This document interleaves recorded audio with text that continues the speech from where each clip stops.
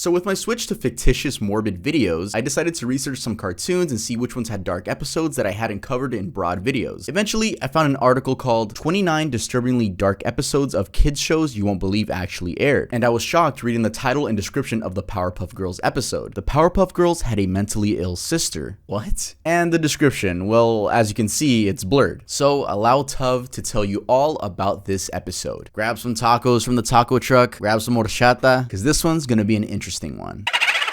Hey guys, welcome back to another video. My name is Tuvington, and I am proud to say that I am editing this video. I got rid of my editing team. Yeah, by the time you guys are watching this, I got rid of my editing team. I just didn't like the way they were editing my videos. It was almost like a Sunny V2 copy and paste, and shout out Sunny, but no, I have my own style. I came to a conclusion. It's like, you guys like me for me. You guys subscribed for my type of edits. You know, like I love the boo sound effect with the title card, my white on black text, like they weren't even doing that. And you know how weird it is getting revisions for your own videos. It feels like I wasn't even a part of my own channel. It felt gross, but it's me. I'm editing again. Yes, Vegas Pro. Shout out Vegas Pro. I don't care if you guys have Premiere and whatever. I am a Vegas Pro king. But yeah, it's gonna be me and one of my hometown friends editing the video, and that's way better when it's one of my hometown friends because I could just tell him, yo, do this and do this. It's just not awkward. Like, it's just not awkward. It's gonna be me and my friend. That's basically it. And he's gonna master my style, which is the best. It's not gonna be no Sunny V2 style. And one more thing, Stop Loving Me, my sophomore album, is almost out. It's gonna be out on August 18th, and it's gonna premiere here on the same day at 6 p.m. PST, so I hope to see you there. Let's get started with the video. So if we're gonna talk about Powerpuff Girls, first let me give you an introduction. Powerpuff Girls was an American TV show that started airing in 1998. It had a total of 6 seasons and 78 episodes. Fun fact, about 6 years earlier in 1992, the creator, Craig McCracken, made a short animation called Whoop Ass Stew, where the Powerpuff Girls weren't called the Powerpuff Girls, instead they were called the Whoop Ass Girls. It's a short 3-minute animation, and that's what he submitted to Cartoon Network as basically a pilot. But then obviously he had to change some things because it was inappropriate. I watched the short and it's not that much different except for the fact that the girls seem more aggressive than usual, but that's really the only main difference. The show follows the adventures of 3 kindergarten girls with superpowers: Blossom, Bubbles, and Buttercup. Episodes usually involve the girls using their powers to defend their town from villains and giant monsters, with some humorous variation of standard superhero and tokusatsu shows. Aside from these issues, the girls must face the typical concerns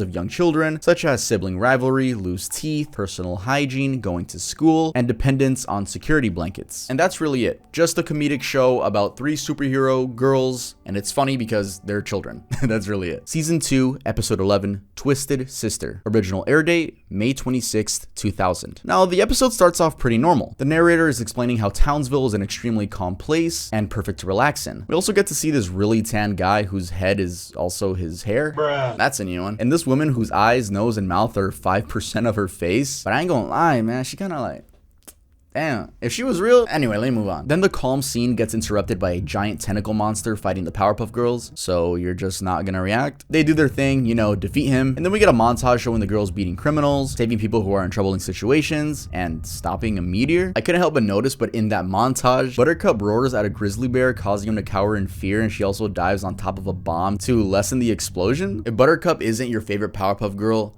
I don't know what planet you're living on. Anyway, the point of the intro was to show the audience how difficult it can be saving the world, especially when you're only 5 years old. Then once they get home, the professor, which is a father figure to them, reminds them they have to clean their room, wash the dishes, take out the trash, finish their homework, fix the roof, eat dinner, clean their plates, sweep the floor, and a whole lot of other chores. Bro is really making them fix the roof. Meanwhile, the professor is talking. The girls relate to how they're being overworked, and Bubbles says 3 puffs aren't enough. As a funny Easter egg, the writers knew you'd be focusing on the girls' conversation, so they made the professor say some pretty funny stuff like buy a cat and feed the cat, and also breathe in and breathe out. And yes, we're still talking about chores he wants them to do. The scene switches to the girls in the laboratory where they're making themselves another sister. Luckily, the professor has a book named How I Did It. In case you guys don't know, the intro of the show is the professor making the Powerpuff Girls. He uses sugar, spice, and everything nice, and accidentally drops a chemical named Chemical X into the mixture. So the girls give it a try. And with how broad the instructions are, they basically put in whatever they want and claim it's close to the ingredient. Buttercup also throws in a live lizard, which I thought was pretty funny. Is this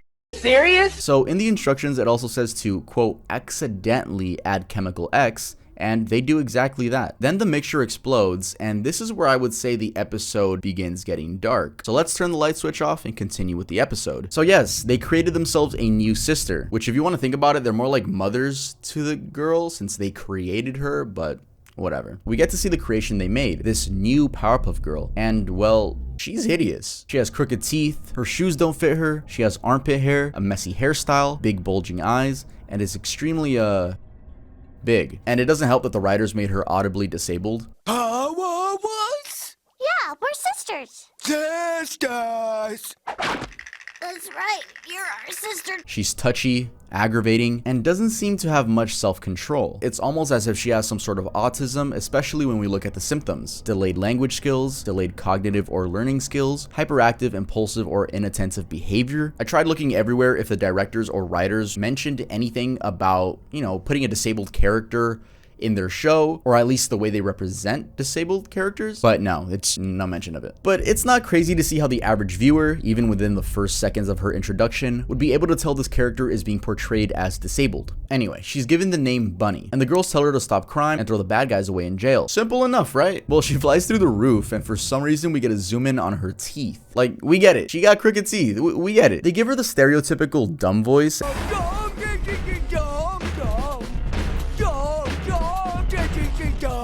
If I was a little kid with a speech impediment, this character would make me feel kind of bad. Snowflake alert. Nah, bro, that's not even on some snowflake stuff. Like, I'd just be annoyed. I can't speak for disabled people, obviously, but I feel like some disabled kids watching this episode must have felt horribly misrepresented. Again, I'm not speaking for them because it's not my place to. So as she's flying, we get an ear reveal, and that's because she hears an alarm going off, aka crime going on. There's a robbery at a jewelry store. So Bunny swoops in and beats up the cops and throws them in jail instead. She thinks she's doing right, which is why she has a smile on her face, and then we fade to a black screen. The three girls are on the living room couch, and the professor asks if there's any crime going on since they're still at home. They say sure there is, but they've got it, quote, under control. And that carpet looks like a puss. There's a breaking news segment on the TV that explains that one of the Powerpuff Girls has gone crazy and has been releasing criminals and imprisoning officers, causing Townsville to become overrun with crime again. The girls go out to look for Bunny and catch her beating up a cop. This is where they confront her, and once again, she thinks she's doing a good job. That's until the girls yell at her and tell her she's doing everything wrong and say, I guess you're not cut out to be a Powerpuff Girl after all. Bunny cries and flies away. Then all the criminals that were released gang up on the Powerpuff Girls, and they're outnumbered. I always found it funny how these 5-year-olds fight grown men on a daily basis. We transition to Bunny at the edge of a cliff crying, and she hears the girls cry for her help, and she does just that. Pummels the bad guys like there's no tomorrow, and she screams Bunny do good in celebration, but not for long until her body starts shaking. Rays of light shoot out of her, and the girl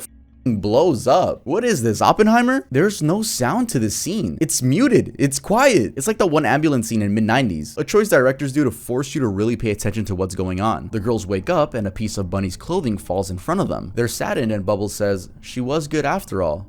We were the ones who were bad. The episode fades to black, but the narrator is thrown in crying. I'm guessing so the episode could end on a lighter note, and says the day was saved thanks to Bunny. Okay, let's talk about this roller coaster of a Powerpuff Girls episode. Do I think the writers wrote this to offend disabled people? No. Do I think they could have done a better job at representing disabled people? Yes. I mean, they could have ended the episode so much better if they just didn't kill her off at the end. She could have literally been a side character that helps along the adventures in some episodes, like, why you gotta kill her? According to IMDb, Bunny is one of 5 characters to die in the show. 1 of 5, bro. There are criminals in this show that didn't suffer a death like that, but Bunny did. I read a review by Fly Pow By, and even this person was surprised as to how dark the episode was. I'll be honest, when I rewatched this, I realized I forgot how heartbreaking the scene was. I knew it was sad, but I was taken aback at how sad it really was. So Bunny's body wobbles around and she explodes in complete silence. Silence is such a rarity in cartoons, and it has such an effect on this scene. It's a moment of silence for a fallen friend, both literally and figuratively. The Powerpuff Girls wake up from being knocked out and see all the criminals lying unconscious. They correctly guess that Bunny saved them, but only find a small fragment of her shirt floating down to the ground. They say that Bunny was just too unstable to live. Just a reminder, if this case wasn't sad enough, the last words they said to Bunny, besides their cries for help, was that she was not cut out to be a Powerpuff Girl. Yeah, pretty dark for a Powerpuff Girls episode, but I see how this could go over your head if you're just a kid watching the show.